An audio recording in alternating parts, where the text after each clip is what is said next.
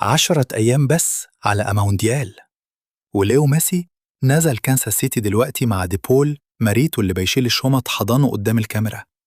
سادس مونديال في حياته. وفي حاجة على القرعة هقولكوا عليها بعد شوية.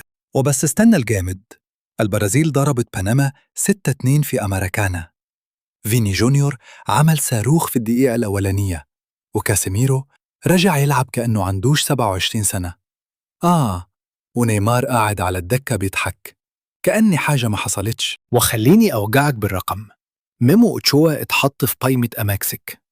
سادس مونديال ليه؟ سادس. مفيش غير 2 في التاريخ عملوا كده، ميسي ورونالدو. حارس يا سيدي، وداخل النادي ده من بدري. طب تعالى نفهم سوا.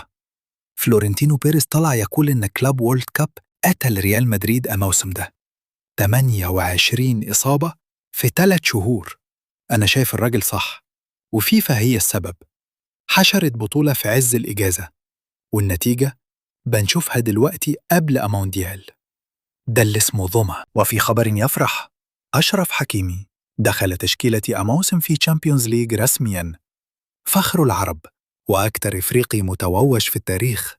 والله الراجل ده عمل اللي ما حدش عمله. طب وانت اللي قاعد قدام موبايل ده، أنهي خبر صدمك أكتر؟